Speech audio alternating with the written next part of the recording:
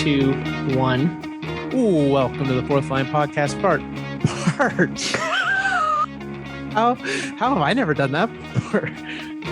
Part of full press radio. I gotta slow that intro down a little bit. Part of full press radio.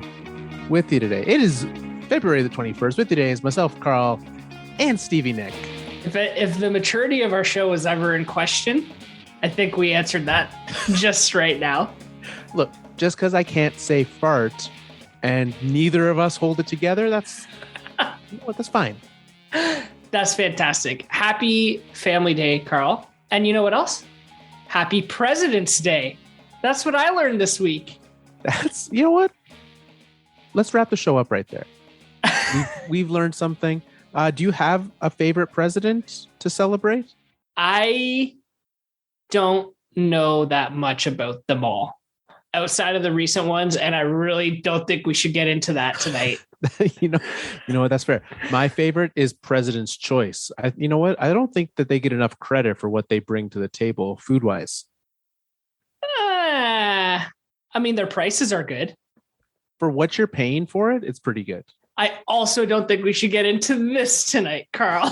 That's a whole other podcast. It did make me think, though, like, who do you think the president of hockey is right now?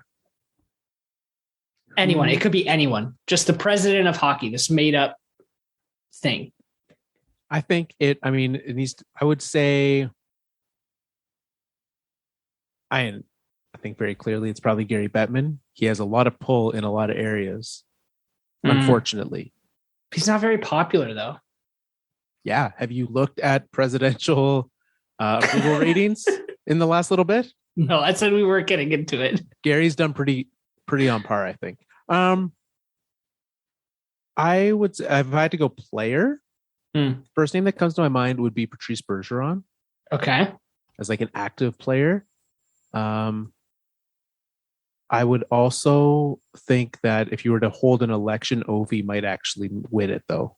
Oh, if we're talking election wise, yeah, probably Ovi would be up there. I think someone like Phil Kessel, despite how he was picked in the draft, I think he'd be pretty up there as well. But you know who I think the president of hockey is right now, who's just like at the top of the game, who owns everyone else? Are you ready for the segue? Yes. Marie-Philippe Poulin. Whoo. Pretty good, right? Brand new gold medalist. She was so good in that game and in that whole tournament. Yeah. Just like everyone was talking about her. And it's one of the few times where I was like, she actually deserves everyone to be talking. Like, this player actually deserves all of this hype right now. I was crushed at the potential of that penalty that she took at the end of the game. That would, like, they would score on that power play and that would, like, and they'd lose the game, and that would define the tournament for her, when it was just one small moment of a great job she did. Yeah.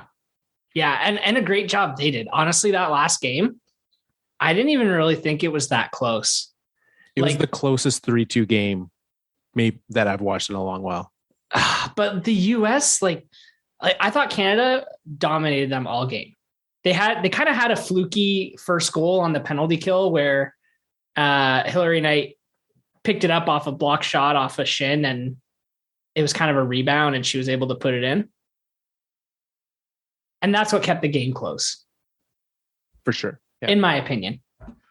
Yeah. And I mean, Canada kept the pressure on all game, which was great to see. They did it was so difficult for the US to be able to get any sort of like sustained zone time. They just did their defense. I mean, I know that we're biased towards Team Canada's defense, but like, they did such a great job. But it's like the opposite of what happened the first time they played earlier in the tournament. Like, exactly. The US was all over them in the ozone. Yeah. And so they fixed what they needed to fix. They did. Yeah. And they did such a good job of getting the pucks out and getting, getting it to their forwards and just doing what they needed. So yeah, I was super impressed. Congratulations to the ladies on their gold medal. And did you watch any of the men's tournament? Not a second. I watched it more than a second because there was one morning where I was at home and it was the Canada-Sweden game. That was an elimination game that Canada got eliminated. It was 2-0. It was the most boring hockey game I've watched like all year. Sounds about right. Yeah, it was not fun. That was the quarterfinals, correct? That was the quarters. So this is how much I know. I'm not even sure which round Canada got eliminated. Yeah, they got eliminated in the quarters. They didn't even get to play for a medal. But Team Finland won their first ever Olympic gold medal. So good for them. Absolutely. I think I personally, without knowing much about either squad, had Russia and Sweden as my favorites going into it. And the fact that Finland was able to put it together and have a performance like they did was great. You know, I have to say the NHL really screwed up this tournament, especially for the Canadians and the Americans. And probably for the Swedes a bit, and the Russians. So for a lot of these teams, but they just had to slap teams together in the last 4 weeks. They've never played together and kind of hope for the best. Yeah. Whereas, I mean, Russia's team pulled a lot from the K. They know each other. A lot of them have played together various times, right? Finland, like all of these teams, but especially right, Canada, US, definitely a tough situation because they went from having one set of players to another, and even trying to find and pull together players could not have been an easy task. Like the selection committee for those teams, I have no idea where you even start of like shortlisting a team like this. Yeah, I agree. That I don't know. It's a tough one. I don't think Eric Staal is going to get that AHL contract now. Didn't really convince anyone. No, I don't think so. I mean, same with the US. Like neither of those teams impressed in any way. Neither of them did what they could. It was great to see some of those young guys. That's what I liked about those teams, right? Was seeing that there were some young players out there getting a shot. Yeah. Owen Power was playing. Mason McTavish was playing, at least for Canada. Those were the only names I heard on the one game that I watched. Yeah. And you had like Sanderson was on the US squads. Definitely like guys from all over the place doing what they need to do to get better and improve. So that was good. Now they're going to come back to their normal leagues, and then they're going to play in the World Juniors, which are taking place sometime this summer. Which we talked about that, right? We talked about the fact that that's what they should do, that they should hold a tournament before the draft. And I don't think they haven't given a date yet. Like you said, sometime this summer. It would be foolish for it not to be before the draft, though. Do you think they're going to be flexible with the age rules for this? Like if you were on the roster in December, you should be qualified to play in June, even if you roll over that 20-year mark. Yeah, it should still be the same. It should be if you were eligible for the previous tournament, you're eligible for this tournament. Yeah. It should be the rules. I would think so, yeah. I don't know. It'll be interesting, though, because injuries could come into play, so they might have to bring other players in. Yeah, I am curious how they would let that happen, because also now, right, you've got 0 NHL games. If a player was on an NHL roster before and was eligible, but the team didn't want to let them go, or even AHL, wherever they're playing, how many more of them are going to be able to go now? Yeah, I don't know. It'll be interesting, but like you said, it has to be before the draft. What's the point of doing it if it's not before the draft? It's foolish if it's not before the draft. So, and it's even the draft is even later this year, right? How can you not start it? What you do is you start it during the Stanley Cup final. You start the round robin during the finals because it's going to be in Canada, right? Yeah. So you put the Canadian games on days where there aren't Stanley Cup final games. You put the US games, US and Canada play those same 2 days. That's where the TV draw is going to be, especially the Canadian one in Canada. TSN is going to have that, right? You do those, then you wrap up Stanley Cup, you wrap up the round robin, and you go straight into the playoffs, go from there into the combine, into the draft, and it's going to be a great summer. Yeah. Yeah, that's the way to do it. Makes perfect sense to me. Which is why we know that's not what's going to happen. It makes too much sense for these leagues. It's far too logical for us to be able to make that happen. So, which is too bad. Yeah. But hey, something we were not right about. We were right about the World Juniors. We were not right about what would happen with Jack Eichel's debut week. Oh, yeah. Where we were like, oh, he's going to come out the gate hot and score like 4 points in his first game and then go cold for 3 games. That didn't happen. No. He came out very cold. He came out looking like he had major surgery and hasn't played competitive hockey in 9 months. Here's his stat line from his first game, that game against Colorado. 1 shot, a -1, 4 penalty minutes. My goodness. Not a good line for your first game back. No, not at all. But since then, are you going or am I going? I'll go. Okay. Mostly because I watched that game because it was against the Avalanche, and it was our high-sticking game, must watch. Wanted to see what Eichel could do. Invisible, like he could have been any member. You could have, if you did not have an Eichel jersey on him, he could have been any member of the depth of the Knights, and you would have been, yeah, that's fine. Not the end of the world, though, considering the kind of surgery he had. I'm sure they want to ease him back into it. And that seems to be kind of what's happening. In his second game, he had an assist. He looked a little better. Now in his third game, whatever, when was this, 220 last night, a goal and an assist. So it's, he's finding his footing. He's ramping up a little bit. And he'll finish the season strong. And now you look at that, right? With what you just said, that's a point per game. Yeah, exactly. Right. No more penalties either. No.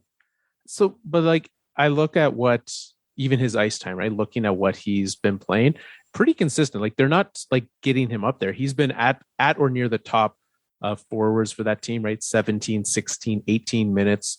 And that's 17 minutes with 4 minutes in penalties as well, that first game. So they're not easing him in playtime wise, but definitely getting him out there. Less time. They're using him more at the wing though than I think I was expecting. Not so much for like faceoffs and things like that. But I think that kind of comes with easing him back into the game. Like you see this a lot when super high draft picks are making their way into the league. Like they're just starting out and they've played at center their entire career, but they'll start in the NHL on the wing. You get a feel for the pace of the game, for the plays, for the flow. And then you get moved to center once you're kind of really right into it. I feel like with an injury like this, with how long he's been out, that's kind of what they're doing. Yeah. And one thing that is nice for him is that it's not like he just got traded to this team. He's been at practice, like he's been around the team. And so it's not like he has to get into the system. He knows what's happening. He understands what's going on. And now he just has to physically get out there and get going. Yeah. I mean, it won't take long. They're not going to ease him into it over too long of a period. He's a pro. He's been in the league for more than a few years now. So he'll be right back in it by his 5th game, probably. Yeah, he'll be ready to go. Speaking of trades, though, we had a number of trades happening this week. We're getting closer, right? We still got a month until the trade deadline. Yeah. But we're starting to get closer by the day to this trade deadline. And we saw teams starting to kind of prepare themselves is kind of what it's looking like. Leafs made a trade, 2 trades actually this week. First one, they made Nick Ritchie and a conditional pick, which is going to be either a 3rd or a 2nd. So a pretty high pick. Yep. Nick Ritchie in there for Ryan Dzingel. And Ilya, do you have any idea how to say his last name? No, but I'm going to try. Lyubushkin. I think you nailed it. I highly doubt that. That was, no, trust me. As someone who doesn't know how to say his name, that's as good as I could have done. Okay. So that was trade number 1, right? Was Ritchie and a 2nd or 3rd going to Arizona, and Dzingel and Lyubushkin coming back.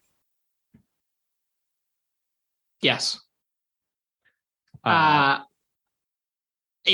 I don't know. I don't really know what to say about this trade. I mean, Ryan Zingel's such a weird player to me because I remember when he was like hot stuff on the trade market in his UFA year, and he was being moved for I can't remember what it was, a couple high draft picks, and then he just kind of like disappeared. Yeah, because he was moved to Columbus in the year that Columbus like stocked up on everyone. And was that the year he was moved there from Ottawa? Was that the year that Ottawa had all the drama between the players? I think so. Yeah. Yeah. And it like, I always thought he was a pretty good player. And then I just have heard nothing of him since then. Yeah. I mean, he was literally like, he got a haul for him, especially now that you look back and like, look at what some of the guys that he was traded for have done. 2 seconds and Anthony Duclair. Yeah. What? Yeah. That's wild. That's where he was at. And now he gets traded from Arizona. First off, he's signs with Arizona. So that's where his career is at. He's at the signing with Arizona point of his career. Then he gets traded to the Leafs, goes on waivers the next day. And then what happened? Gets claimed by San Jose. So, like, is he the guy the Leafs wanted in this trade? Like, they're giving up Nick Ritchie, who's not really a regular roster player for them, but they're also giving up a second or third round pick, which is big. Right. And so they do it for, I don't know who Ilya Lyubushkin is. I'm going to look him up quickly. He's a defenseman. He's a defenseman. Okay. 27 years old. Ugh. Has played in about 40, 50 games with Arizona the last number of years. Play a depth defenseman, which the Leafs have so many of. Yeah. So why? So here's, and this is what I get confused by in this whole thing. So there's a couple things that are going on. One, I've heard talks that Nick Ritchie is coming back to the Leafs, that this was all a way of them using picks and using Arizona to clear cap space. Okay. That Ryan Dzingel was never, they literally, all that they want is to be able to get cap space ahead of the trade deadline. So by moving out Ritchie, then get him back later, closer to the deadline, by moving pieces around, by, having guys trying to sneak through waivers, things like that, that this is all just a ploy to get enough that they can actually make a bigger splash later. But the cost for this is astronomical. Well, I mean, it better, whatever they're trying to do better be good. But, I don't understand the cap space argument here, because you're taking on more cap with these two players than you would be with Ritchie. But you waived Dzingel, fine. So you're thinking he's not going to be on my cap. But Lyubushkin is the exact same cap hit as Nick Ritchie. So you're kind of net even. So what are they going for? What are they trying to do here? I honestly don't know, because they were not done today. They went back to the well, made a trade for Carter Hutton for future conditional whatevers. And again, another trade with Arizona. And I'm not sure why they also need Carter Hutton. Well, the first question here is, why didn't you just do both at the same time? Like, why did you have to do this as two separate transactions? Like, literally the only thing that went back to Arizona in the Carter Hutton deal is future considerations. Right, which is like probably going to be nothing. It's just like, it just seems so weird and like nothing to me. I don't understand it. The second question, is about their goaltending. Like, are they just stocking up to make sure if one of their two starters gets hurt going into the playoffs, they have somebody there to pick up the slack? I mean, I don't think Carter Hutton's that guy. Not in the playoffs. No, that's not who I'm wanting, right? If Carter Hutton goes down, or if if Peter Mrazek, Jack Campbell go down and you're needing Carter Hutton to step in, you've made a bigger mistake anyways. Yeah. But like injuries happen and the Leafs have experienced that in the past, but do they not have like what happened to that Joseph Wall guy? I thought they were all excited about Joseph Wall. Wool. Carter Hutton isn't healthy himself right now. Like Carter Hutton is currently on IR. And so him coming back, it just all seems I don't understand it because he was just on waivers, right? So the Leafs could have gotten him for nothing, which is why it's just future considerations. That's why I don't think that they could have fit Hutton on with Dzingel's contract on the team, that they needed something else to go. But I just don't understand why this is all worth a second or a third. Yeah. I don't know. It seems kind of shady. Like there must be something else going on here. There has to be, right? In a trade deadline that are going to have a lot of teams buying, right? There's a lot of teams with guaranteed playoff spots and a lot of teams that are guaranteed out that are going to be moving places. I think we're going to have a pretty decently busy free agent or trade deadline, especially with it pushed back closer, right? You're going to have more. So I don't get why they're wasting assets like this. It's super weird. Maybe it's all just a smokescreen. Maybe it's a diversion. What do you think Kyle Dubas is trying to divert our attention from? I think he's trying to make other teams do panic moves because they think he's going to do something crazy and wacky with the cap.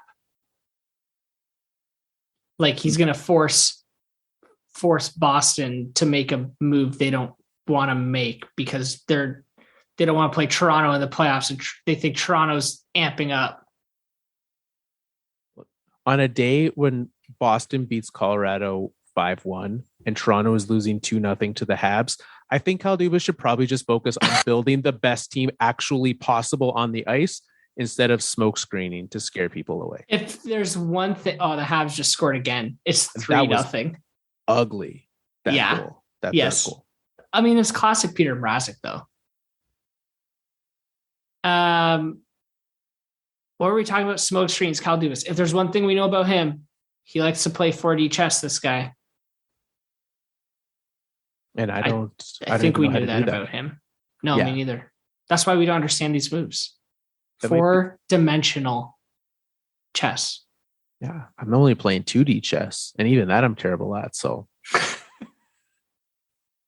well, we'll see. I mean, I think we'll see more moves. This is him setting up for something, which we don't know. He might not even know what he's setting up for. He's like, is this all setting the table for a Phil Kessel return to Toronto? Oh, that would be amazing. How great would that be? Just work a bunch of deals with Arizona. You got some pieces. You start moving everything back. Maybe. That's a lot of work to get Phil Kessel back. I feel like it would not be that hard if they wanted him back. Like you could have just sent just a second. Yes, absolutely. They could have made that one trade and it could have just been Phil Kessel in return. Now, granted, I don't know how the Leafs would manage to fit anything under the cap because they are so up against it. They couldn't. So they would have to toss someone else in. But hey, crazier things have happened. Oh, that would be amazing if Kessel got moved back to Toronto or Boston. He would be so upset, wouldn't he? After everything that he went through in Toronto, would just be. Outraged. I think so. Love to see it though. Oh, you bet. That'd be fantastic. All right. Let's take a break here. On the other side, we're going to take a look at our best, our worst. We're going to put a team in the elimination station. We're going to pick our must-watch games of the week.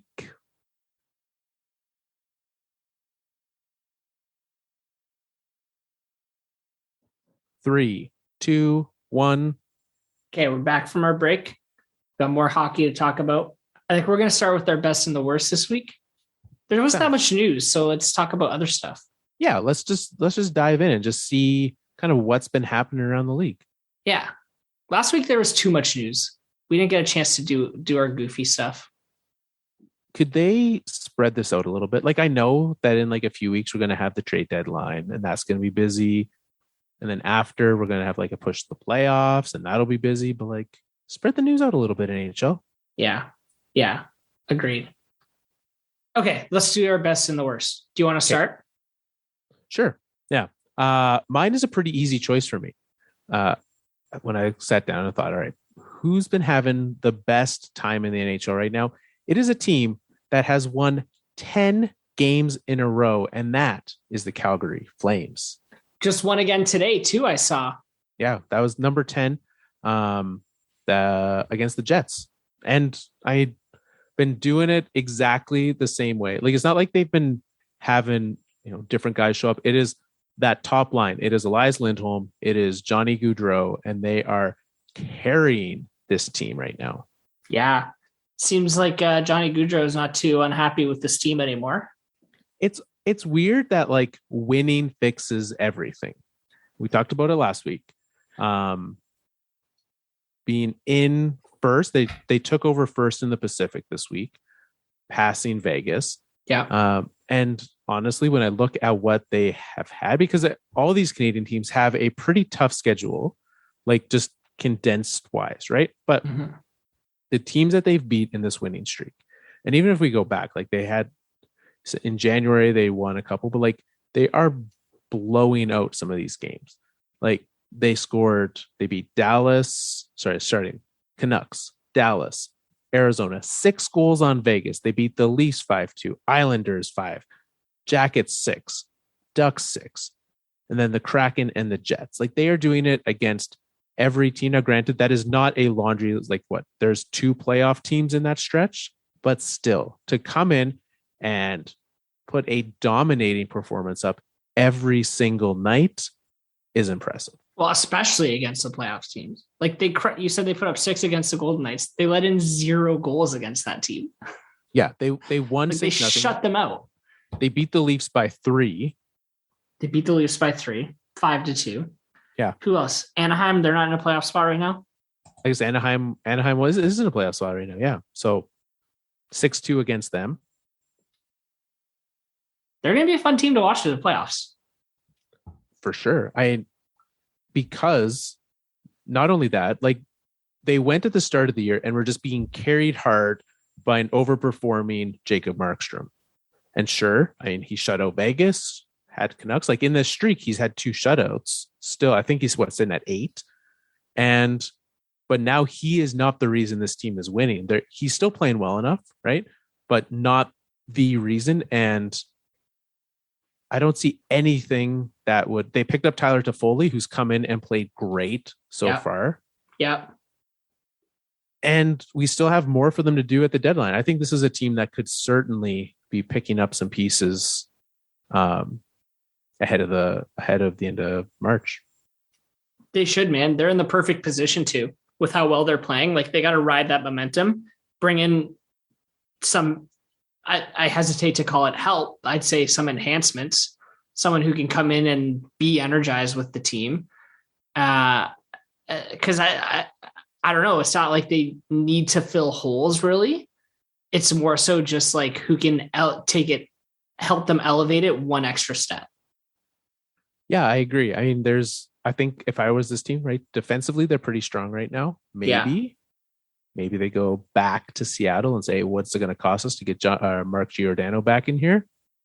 That's one piece that I think if he were to be moved, because looking at the Flames cap hit right now, they have not a ton of space, but they have some space. And I think they could give some of these guys with term to Seattle, helps them build, right? And kind of moves forward. And that would be a story. Like bring back our captain for our cup run. Exactly. Right. For what very well might be his final season. Right. Yeah. Like, would it surprise you at all if he retired? No, not even a little bit.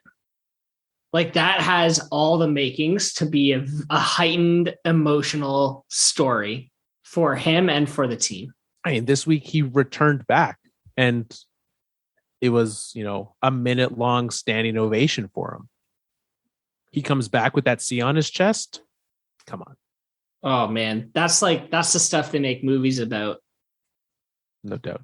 So that's my best. The Flames. You win 10 in a row, you get into my best of the week. I think that's totally fair. Because it's what best of the month. They've almost gone a full calendar month without losing. Wow. Almost. You know what? I'm not going to bring it up. Never mind. We've done good this week. What were you going to say?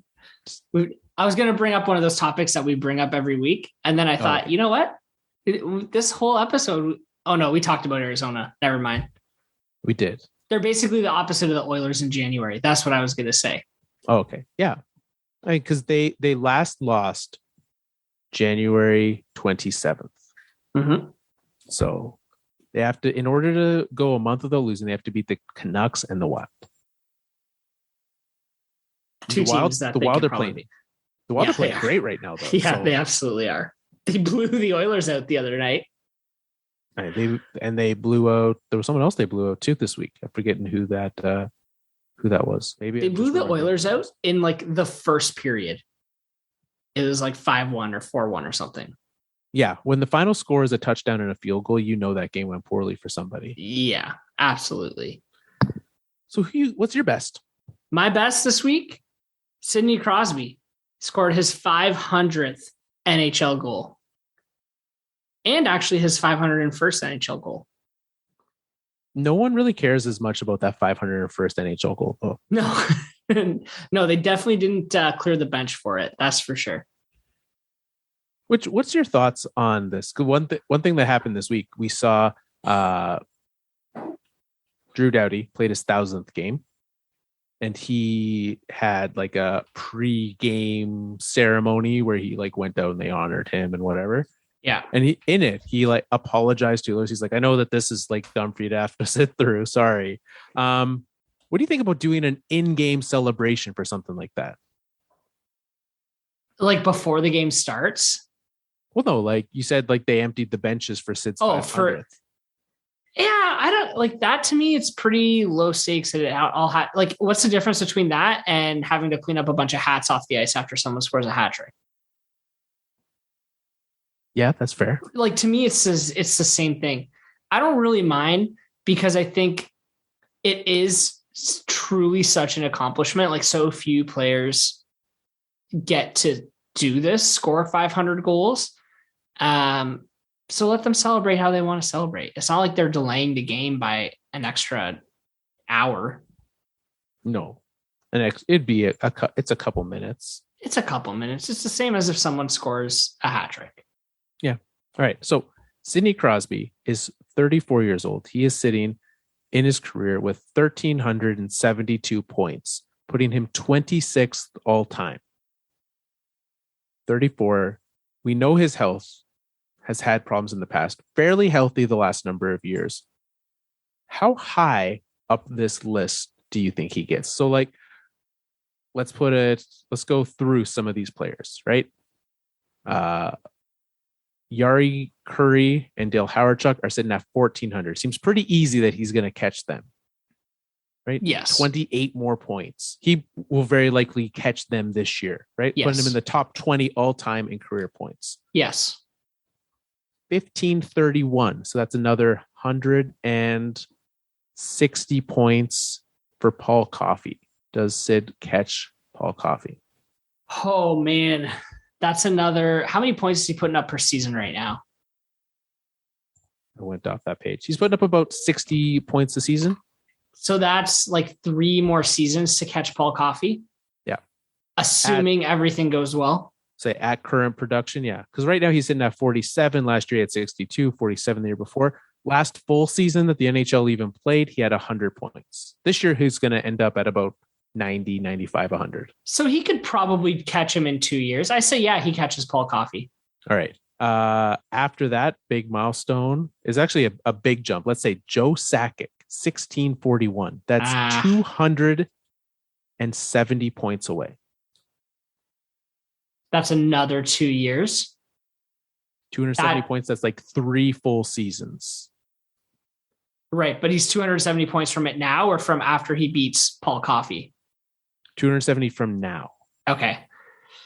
I think yes. I think he can catch Sakic, but it's a stretch. I think for sure Coffey, no question in my mind, but Sakic is the stretch. Let's say because there's a stretch. I mean, Coffey, Recchi, Thornton are stretched by 5. You got Ray Bourque ahead of him. Phil Esposito's at 1590. There's 50 points between there. I think his biggest issue is that in getting into that top 10 of points, him and Ovi are currently separated by 10 career points. And so you've got Ovi trying to stretch and reach that all-time goals total. I think that could be what keeps Sid out of the top 10 all-time in career points. Yeah, could be. That's interesting. You'll have both of them. Because if Ovi gets to the Sakic level, that bumps Sakic down to 10th. That could be tough. I think that's right around where Sid's probably going to end up. Sid doesn't strike me like the kind of guy who's going to play forever, though. Like, he's kind of done it all.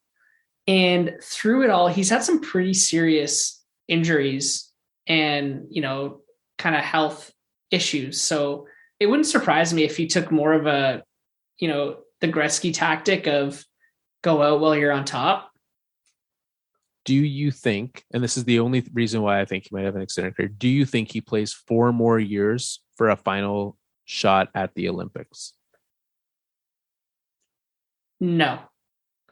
If he does, I don't think it's to make it to the Olympics. Like, I don't think the Olympics is his be all end all.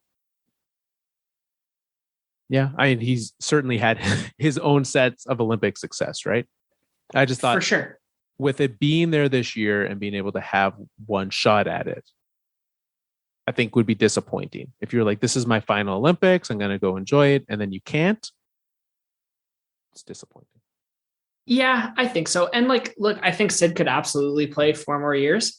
And if he's playing in that 4th year, I think he'll stick it out and go for the Olympics. But also, like, where is he going to sit on that Olympic roster 4 years from now? That's a very good question. Right. I mean, he's Sidney Crosby, so I think there's always going to be a spot for him. But like, let's be honest, he's not going to be the 20-minute per game guy at that point anymore. No, definitely not. Well, we'll see. I mean, there's a lot that can happen in the NHL in 4 years, as we've seen this season. So definitely, I mean, great career for him. Yeah. All right, yeah. Let's run it back for you. What is your worst of the week? Okay, I have a worst, and it's a very specific thing. Okay. So, we mentioned doing pre-game ceremonies for things like your 1,000th game. Well, there was a day game on Saturday between the Buffalo Sabres and the Colorado Avalanche. And there was a pregame ceremony for the referee. It was his 1,000th game as a ref, which was great. The game was happening in Buffalo. And as part of the ceremony, both team captains came up and brought him a jersey. And they gave him a Buffalo jersey. And then they gave him a Colorado jersey. And when he took the picture with his family, he put the Buffalo jersey away and he held out the Colorado jersey. Okay. In Buffalo. In Buffalo. The referee. Right. This entity who's supposed to be unbiased. Okay. Right. Okay. Fast forward to the 3rd period. Okay, Carl? Mm-hmm. The game is tied 3-3. I may or may not have a little bit of money on Buffalo winning the game. And there is a blatant interference / high sticking / hook on Rasmus Dahlin down in the Colorado Avalanche net, but in their zone behind the net. No call, blatant, no call. Before Dahlin can get back into the play, the Avalanche are back the other way and they score the game-winning goal. These are all true things that you were saying. Yes. But did you watch that happen? Were you watching that game? I did. Yeah. That's my worst of the week. The call was bad. The non-call was bad enough on its own, but throw in the fact that this guy held out that jersey at the beginning of the game. I was so mad at him. So are you saying that that he showed favoritism by holding up one jersey versus the other at the start of that game? I thought it was an interesting choice for him to receive two jerseys, put one away, and hold up the other one for his picture. I think he made a choice in his head about which jersey he wants to be photographed with. And did you think that at the time? Like when they showed that initially, you were like, that's a... I initially thought of it because I only saw them give him the Buffalo jersey at first. And I was like, oh, because they're in Buffalo, fine. But it's a weird thing for the referee to be getting a team's jersey because he's supposed to be unbiased. He's not supposed to be on or for or against any teams. And then they gave him a Colorado one. And I thought, oh, okay, so he gets one from each team. That's nice. Yeah, that is interesting. I mean, so out of that, what we did see was the Avalanche are the team with a substantial, I want to say it's about 25 to 30 difference between them in first and second place of penalty differential. I think the Avalanche have had like 70 less penalties called on them than the next team. I believe second is Florida with about 48. So a pretty big difference there from first to second. But also, you may notice Colorado and Florida, top teams in the league. And so I wondered this at the time. Is this, clearly that should have been a penalty. Yeah. Right. Do you think that there is favoritism to a team like the Avalanche? Or do you think that they have such a large penalty differential because of something else, the way that they play the game, the skill level? What is it that's leading to this? I wouldn't call it favoritism, but I think there is like an unaware or subconscious thought that because this team and these players are so good and so fast, they're probably not going to, their stick's not going to be the one that's up there because he's just not a sloppy player. And again, this game moves so fast. I honestly don't think the referees are sitting there thinking like, oh, that's McKinnon. His stick never goes above the crossbar, so I don't have to call that. Like, I don't think that's happening that quickly. It's all just so moving so fast in their brain. But I do think there is an unconscious, I even hesitate to call it a bias because I don't think that's what it is. But there is a bit of unconsciousness there that like this team is good and they're probably not going to screw up as much. Yeah, I do think that there is an amount, right? The fact that now it kind of becomes a chicken and an egg scenario, right? Of like, are the best teams not taking penalties because they're the best teams, or are the best teams not getting, that intrinsic kind of thought process, like you're saying, right? And I wonder the same thing because as a referee, you have those thoughts, right? You have those. I'd rather be photographed with an Avalanche jersey than a Sabres jersey. I have, this player, you start giving benefits of the doubt. And even though the NHL is accused of not giving superstars calls, clearly they are. Yeah. Yeah. And again, I don't think it's conscious. I don't think the human brain can move as fast as that sometimes.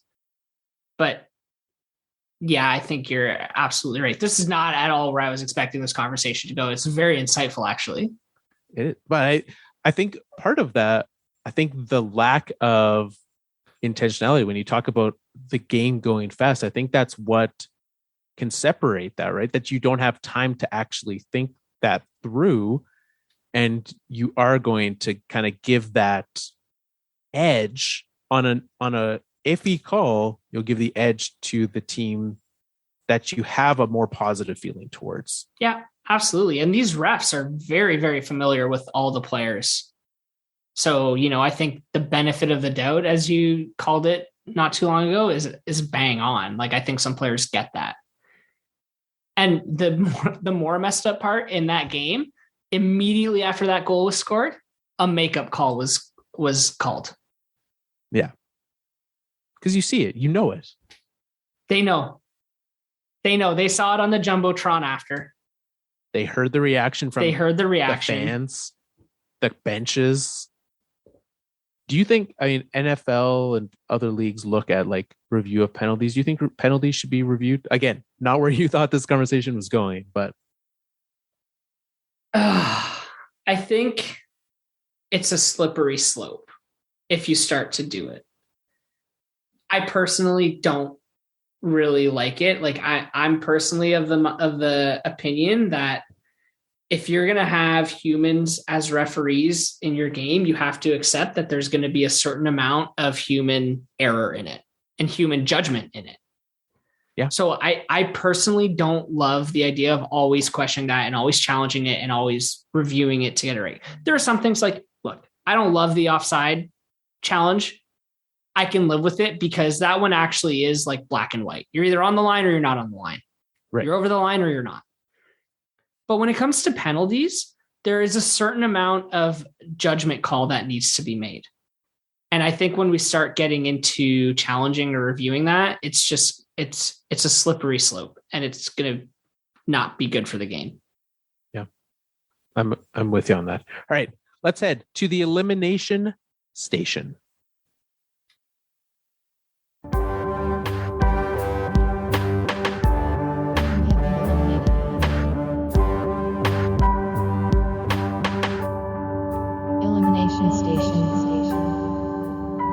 All right, the Elimination Station, where we eliminate one team from the playoffs. We're deep into it now. We've eliminated a number of teams. Starting at the bottom of the standings, we've done Montreal. We've done Arizona, Seattle. Did we do Buffalo last week? We did Buffalo last week. Yep. We've done the Flyers and we've done Chicago. That's right, Carl. I got them all. Got them all in there. You did get them all. So I think I know where I want to go next, by the way. Okay. I also think I know where I want to go next. So you want to count down? I do. Do we go 1, 2, 3 or 3, 2, 1? Let's go 3, 2, 1. Okay. Okay, ready? 3, 2, 1. New Jersey Devils. Oh man. We are like in sync these last couple of weeks. We're on fire. Look, we don't even need to really say it out loud at the same time. But we do. Just except for the fact that this is an audio medium. Maybe next week we'll just do it in our minds. I'll just look at you and be like, that looks like he's picking Redacted as his team. I almost said who I would pick next week. We'll just do 3, 2, 1 silence, and then we'll just start talking about them, and the audience will have to figure it out. I enjoy that idea. Let's see if we remember that for next week. All right, the New Jersey Devils are a team. I mean, I'm surprised they lasted this long. Right, they are currently sitting 29th in the league, 39 points in 50 games. A team that I think we all expected a little bit better of a season from than last year. And we're not getting it. Yes. I feel like this is deja vu. That last year we said, hey, the Devils should be better, and then they weren't. Yes. I mean, they're not getting what they need to get out of their first overall picks. Certainly not. I think Nico Hischier, he's now settled into being the player who he's going to be. He's not going to be that, top tier talent who's going to really, be the game breaker for this team. He's going to be a Ryan Nugent-Hopkins equivalent. Sure. Yeah. And that's fine. I think this team needs a Ryan Nugent-Hopkins equivalent. Mm-hmm. Jack Hughes, I think, is still TBD, but he certainly hasn't had an explosive start to his career like some other first overall picks have. See, I think before he got injured, before he got COVID, before some of those things, I think leading into the All-Star break, I was really impressed with what I was seeing from Jack Hughes. I think there's been, it has been tough, right? Getting into his career and growing like he has. But I think he'll be fine. I have no issue with what he's been producing. I think he'll be fine too. I think he'll be great for this team. Yeah, I mean, look, he's second leading in scoring on this team for some reason. Like, this is a sign that your team is not destined for the playoffs is when Jesper Bratt is the leading scorer. But he'll be fine. Like, he's gonna turn out okay. Their biggest issue, right, definitely has hurt them. The fact that Dougie Hamilton's been missing significant time. Mm-hmm. Their big UFA bet, right? Right. They went out second biggest. They also brought in Jonathan Bernier. Jonathan Bernier, who's been having you know what? Not a terrible season. Don't even. Not even that bad. Your Jonathan Bernier love is just it's getting too much. It's not. It could be much worse for him. That's what I'll say. Okay, we'll just leave it there. Okay. To be fair, he has been the least worst goalie on this team. Yeah, that's saying a lot, Carl. Is it? That's Mackenzie like Blackwood, John Gilly. Like, they're gonna have to put that on his Hall of Fame plaque. Not the worst New Jersey Devil. Just like not the worst goalie on any team he ever played for. Now I'm great. Now I'm thinking back to Jonathan Bernier's career. This is okay. Next week, my worst is your Jonathan Bernier takes. Jonathan Bernier. Write it down right now. Look, that we can go through it next week. Yes, I'm saving it for next week. We will prove my claim that he was never the worst goalie on any team that he was on. I will find out. I'm doing the deep dive. Okay, good. This is going to be some good content next week. Yeah. Look out for his LA Kings career when prove you wrong. Was the starter. All right. Literally backed up a Stanley Cup, I'm pretty sure. So ready for you to make that claim. All right. Nonetheless, New Jersey, what do they have to do? They got Dougie Hamilton. They've got Jack Hughes. They've got Nico Hischier. What do they do next? I don't know, man. Look, they're going to draft pretty high again. So do that. Draft. Draft well. Hey. Wait, sorry. I'm taking notes right now. Okay. Draft, okay. Good. Keep your draft honestly picks. Can't believe a hockey team hasn't hired me yet. Buffalo missed their chance. They really missed their chance. They seem to have a lot of Band-Aids on this team. You know, I'm looking at guys like Tomas Tatar, Andreas Johnson, like just guys they went out and signed to kind of not huge deals for not very long. They just seem like Band-Aid solutions. And I think they got to figure out a way to get rid of these Band-Aids and actually heal the wounds. I don't know how you do that. Like Dougie Hamilton, I think is a good first step. Because not only is he all of a sudden the best, one of the best players on this team, but it shows that there's some willingness to go there. And Dougie Hamilton himself can be a draw for other UFAs. Well, and they have that chance this year because they're getting $9 million of PK Subban off the cap, which is huge, right? You think they're going to trade him at the deadline? Yes. If they can, is anyone willing to give up anything? Like right now they have very few picks gained because, like I said, they've got a lot of Band-Aid solutions. I think some of those guys with 1 year, I'd be looking, if I'm the Devils, I'm looking to move out to Tatar or who are some of those other names that you mentioned? Andreas Johnson. Move those guys out. They've got another year.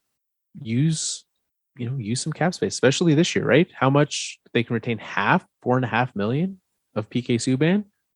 I'm not sure what $4.5 million of cap space worth of Subban's going to get you. Well, it'll get you something though. If you're not planning on bringing him back, you might as well trade him and hold the $4.5 million. Like, who cares? You're not going to the playoffs this year. Oh, absolutely. Right? They need to do that for sure. I don't know. I don't get why any team doesn't retain salary. I guess like actual financials, but like from a hockey perspective and making your team better perspective, I don't get why every team out of the playoffs doesn't retain 50% of every contract that they send out the door. Yeah, it just makes no sense. Maybe it is like an actual money thing. It clearly is. Since that's the thing. Turns out they don't like paying millions of dollars for guys who aren't going to play for them. Yeah. Man, I don't know if you're watching this, but the Canadians are winning 5-0 right now against the Maple Leafs. Yeah, it's ugly. This is very bad. It's not good. Okay, but we're talking about the Devils. What else can the Devils do? They obviously don't need a goaltending upgrade. I think they do need a goaltending upgrade. But like, I'm not sure that that's something that they do. Last week we talked about Buffalo and making the case of going and signing someone or trading for someone. I don't think the Devils are at that point yet. I think that they can wait a little bit, see what they've got internally, try to bring some guys up. Because Mackenzie Blackwood at the start of this year was like on the short list for Team Canada. And I think we've seen how foolish of a choice that would have been. What is he up to this point? 23 games, 9 wins. Yikes. A sub 900 save percentage? Yeah. No, that's not what this team needs. Because as much as next week, when we make the case that Nick is wrong about Jonathan Bernier, Jonathan Bernier cannot be the best goaltender on a playoff team. No, he can't. And but I never said that, by the way, Carl. No, God, I did not say you did. Now I feel attacked. I didn't say that you did. I was just making a subsequent point based off of your love of Jonathan Bernier. Yes, you are correct. I'm glad we agree on that, though. That's nice. That is nice. It's getting a little heated in here, hey? Should we wrap the show so that we don't get to fisticuffs? Yeah, probably. Okay.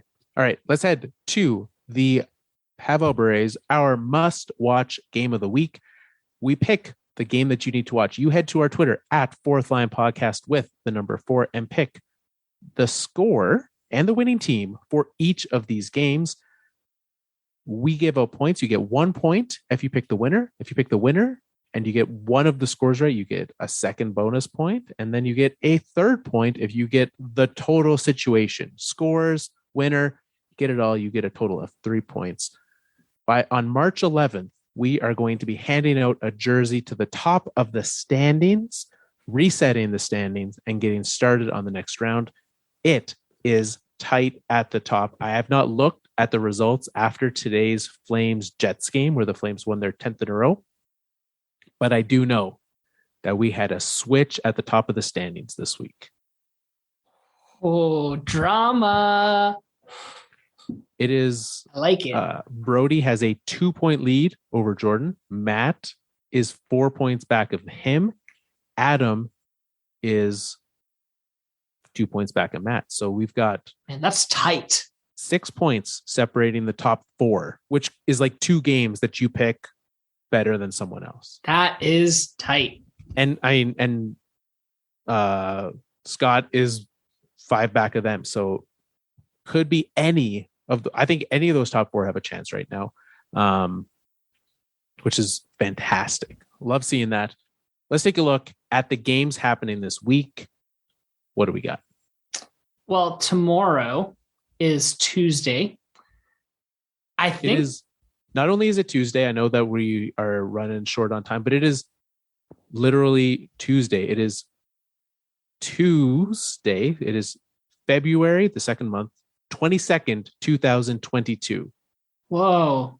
All the twos. So that's crazy. Back to the day.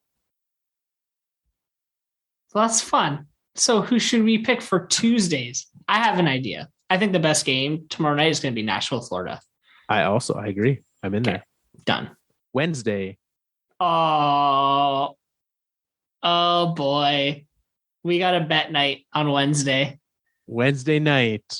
Last time this happened, the game got postponed. Yeah, what was our bet? I don't even remember. I don't remember either. Anyways, Colorado, Detroit. Our teams are playing Wednesday night. That's the game. That's the game. There are other good games though that night too. Jets Stars, Oilers Lightning. Instead, you get to watch that. Yeah. Rangers Caps Thursday. Yes. Yes, absolutely. That's the game.